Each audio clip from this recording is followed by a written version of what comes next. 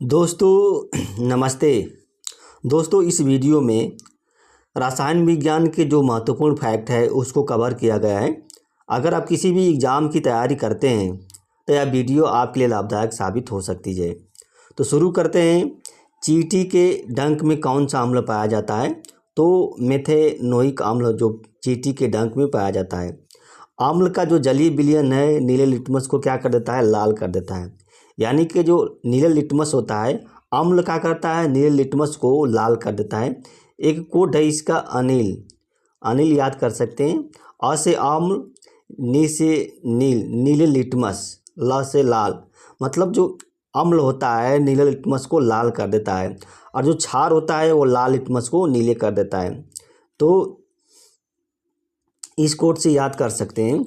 वायुमंडल में नाइट्रोजन का हिस्सा कितना होता है? तो 78% होता है। वायुमंडल में नाइट्रोजन का हिस्सा सबसे अधिक इसी का होता है। सिलिकॉन कार्बाइड का दूसरा नाम क्या है? तो कार्बोरेंडम है। कौन सा? कार्बोरेंडम जो है सिलिकॉन कार्बाइड का दूसरा नाम है। उदासीन जल का पीएच मान कितना होता है? जो उदासीन जल होता है उसका पीएच मान 0 होता है। और रक्त का जो पीएच मान होता है वो 7.4 होता है। कितना? 7.4 होता है रक्त का पीएच मान। वाहनों से निकलने वाली जो प्रदूषित गैस होती है उसमें मुख्यतः किसका हिस्सा ज़्यादा रहता है? तो कार्बन मोनोऑक्साइड होती है। उसमें कार्बन मोनोऑक्साइड सबसे ज़्यादा होती है। कार्बन मोनोऑक्साइड की जो विषैली प्रकृति को किससे समाप्त किया जाता है? तो कार्बोलिक अम्ल से समाप्त कर दिया जाता है। कार्बोलिक अम्ल। रसायन विज्ञान का जनक किसे कहा जाता है? लेवाइसियर को रसायन विज्ञान का जनक कहा जाता है। जीवित मानव शरीर में सबसे अधिक पाया जाने वाला तत्व कौन है? जीवित जो मानव शरीर है तो कैल्शियम पाया जाता है। कैल्शियम सबसे अधिक पाया जाता है जीवित मानव शरीर में। और जीवित मानव शरीर में सबसे कम पाया जाने वाला तत्व कौन है? तो मैग्नीज है। मैग्नीज है। और खोजा गया अंतिम तत्व कौन है? अनुसेप्टियम। देखिए अनुसेप्टियम जो है खोजा गया अंतिम तत्व है। न्यूट्रॉन की खोज किसने की थी? तो चैडविक ने की थी 1932 में। इसे याद कर सकते हैं नीचे मतलब न्यूट्रॉन की खोज क्या है? चैडविक ने की थी। नी से न्यूट्रॉन, च से चैडविक। प्रोटॉन की खोज किसने की थी? गोल्डस्टीन ने की थी। इसको कोड है एक PG।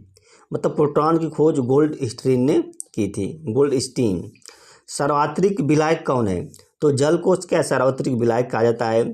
कोलाइड के उदाहरण क्या क्या है? जैसे दूध है, ये क्या कोलाइड का उदाहरण है। गोंद है, ये भी कोलाइड का उदाहरण है। रक्त है, ये भी कोलाइड का उदाहरण है। स्याही जो है ये भी क्या है? कोलाइड के उदाहरण है। और पेट की अम्लता को दूर करने में किसका उपयोग किया जाता है? पेट की अम्लता को तो मिल्क ऑफ मैग्नीशिया का उपयोग जो होता है पेट की अम्लता को दूर करने के लिए किया जाता है। आमाशय की ग्रंथियों से अम्ल स्रावित होता है, वो कौन सा अम्ल होता है?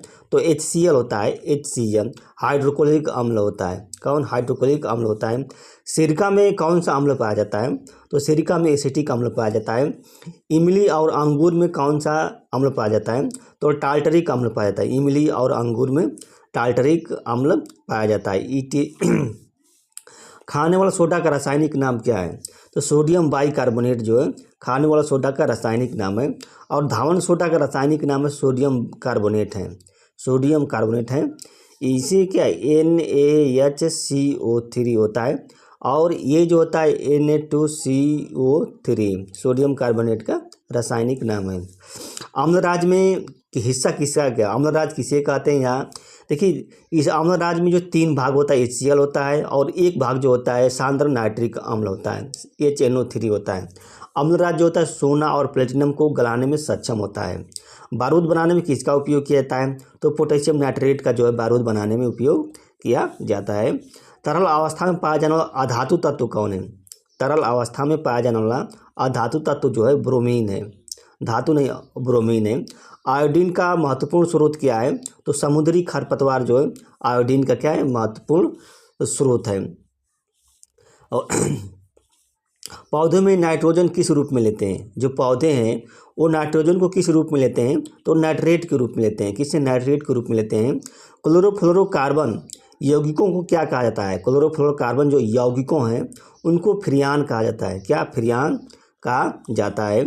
नाइट्रिक ऑक्साइड का उपयोग किसके लिए किया जाता है? जो नाइट्रिक ऑक्साइड है हृदय रोग की चिकित्सा के लिए क्या है, नाइट्रिक ऑक्साइड का उपयोग किया जाता है। वियाग्रा ड्रग्स को विकसित करने के लिए किसका उपयोग किया जाता है, तो नाइट्रिक ऑक्साइड का उपयोग किया जाता है वियाग्रा ड्रग को विकसित करने के लिए।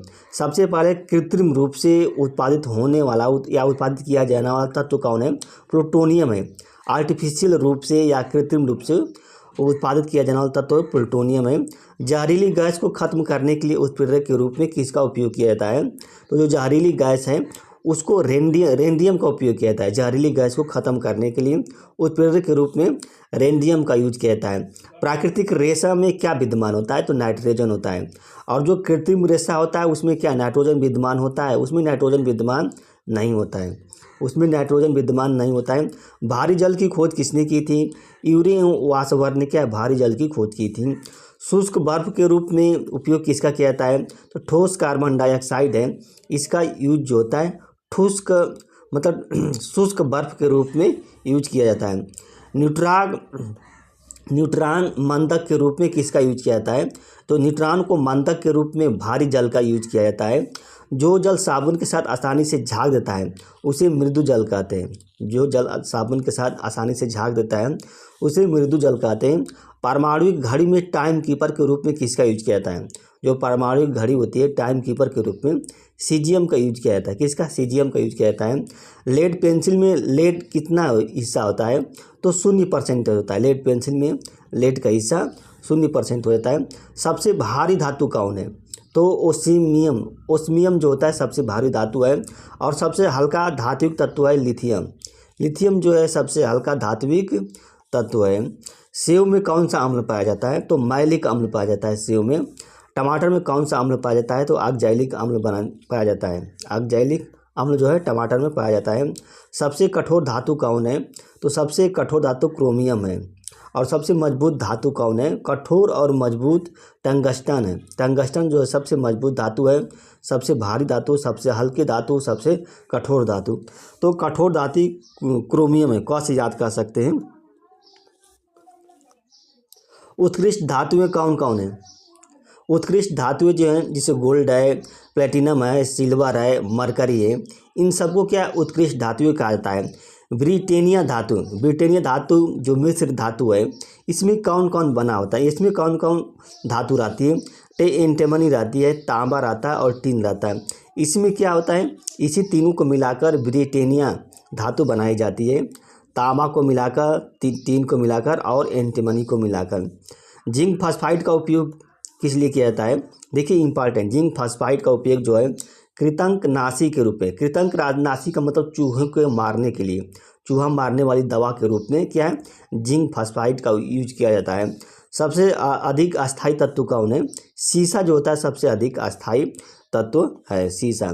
लिथार्ज किसे कहा जाता है, लेड ऑक्साइड को क्या लिथार्ज कहा जाता है। और नीला थोथा किसे कहा जाता है, तो कॉपर सल्फेट को क्या नीला थोथा कहा जाता है, कॉपर सल्फेट को। और विद्युत उपकरण में प्रयोग किया जाने वाला जो फ्यूज होता है किसका बना होता है, तो लेड और जो टीन की जो मिश्र धातु है उसी से बना होता है। यानी कि पीबी और SN टीन, इसके मिश्रण से क्या मिश्र धातु बनता है।